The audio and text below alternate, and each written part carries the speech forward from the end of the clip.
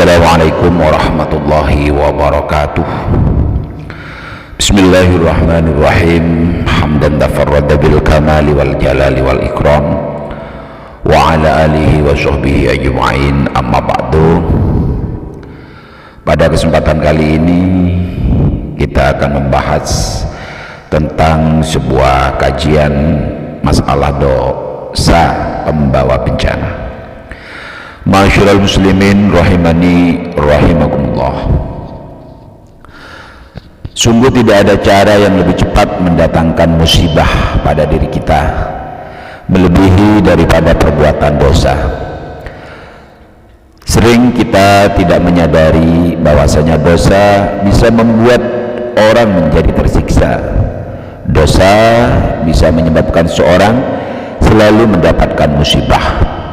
Dosa menyebabkan pula terhimpitnya mata pencaharian seseorang. Dengan dosa bisa menyebabkan orang tersebut dimurkai oleh Allah dan matinya suul khatimah. Na'udzubillah summa na'udzubillah. Terkadang seseorang itu meremehkan dosa-dosa kecil dan beranggapan bahwa dosa kecil itu hanya sebuah recehan saja dibandingkan dengan dosa besar. Banyak orang tidak menyadari dosa kecil pun akan menjadi banyak. Setiap hari kita melakukan dosa-dosa kecil yang nantinya juga akan menjadi dosa itu besar, menumpuk seperti gunung. Yang pertama, terus-menerus melakukan dosa-dosa kecil. Melakukan dosa kecil secara menjadikan dosa tersebut besar. Allah Ta'ala berfirman, dan juga orang-orang yang apabila mengerjakan perbuatan keji atau menganiaya dirinya sendiri, mereka ingat akan Allah lalu memohon ampun terhadap dosa-dosa mereka. Dan siapa lagi yang dapat mengampuni dosa selain dari pada Allah Subhanahu wa Ta'ala. Dan mereka tidak terus-menerus melakukan perbuatan kejinya itu sedang mereka mengetahui. Kisah surat Al-Imran.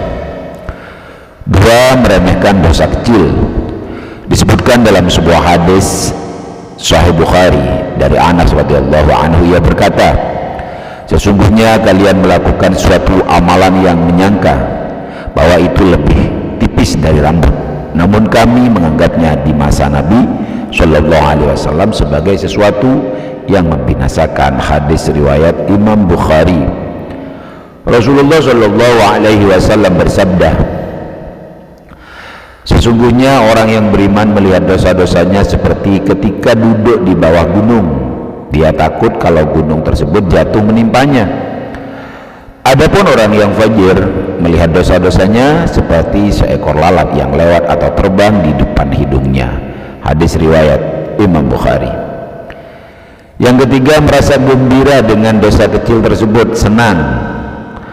Merasa gembira atau senang dengan dosa menyebabkan pelakunya tidak bertaubat dan terus-menerus melakukannya. Bahkan ketika ia terluput dari dosa, ia akan merasa sedih. Padahal Rasulullah Shallallahu Alaihi Wasallam bersabda, barang siapa yang merasa gembira dengan kebaikannya dan merasa sedih dengan keburukannya, maka ia adalah mukmin. Hadis riwayat Imam Ahmad. Yang keempat, terang-terangan berbuat dosa kecil. Dari Salim bin Abdullah, dia berkata, aku mendengar Abu Hurairah radhiyallahu anhu bercerita bahwa beliau pernah mendengar Rasulullah Shallallahu Alaihi Wasallam bersabda, setiap umatku akan mendapat ampunan kecuali mujahirin, yakni orang-orang yang terang-terangan berbuat dosa.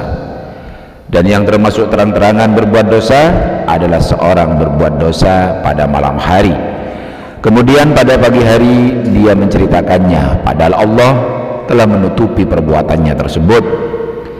Yang mana dia berkata, hai fulan, tadi malam aku telah berbuat begini dan begitu. Sebenarnya pada malam hari Rabb-nya telah menutupi perbuatannya itu, tetapi pada pagi harinya dia menyingkap perbuatannya sendiri yang telah ditutupinya oleh Allah Subhanahu wa Ta'ala. Hadis riwayat Imam Bukhari dan Muslim. 5, yang melakukannya adalah seorang pemuka yang diikuti, seorang tokoh masyarakat, seorang pemuka agama. Barang siapa mencontohkan suatu perbuatan baik di dalam Islam, maka ia akan memperoleh pahalanya dan pahala orang-orang yang mengamalkannya setelah dikurangi sedikit pun dari pahala mereka. Dan barang siapa mencontohkan suatu perbuatan buruk di dalam Islam, maka ia akan memperoleh dosanya dan dosa orang-orang yang mengamalkannya setelah tanpa dikurangi sedikit pun dari dosa mereka. Hadis riwayat Imam Muslim. Ma'asyiral muslimin rahimani rahimakumullah. Semoga Allah Ta'ala menyelamatkan kita dari dosa kecil dan dosa-dosa besar. Amin Allahumma amin.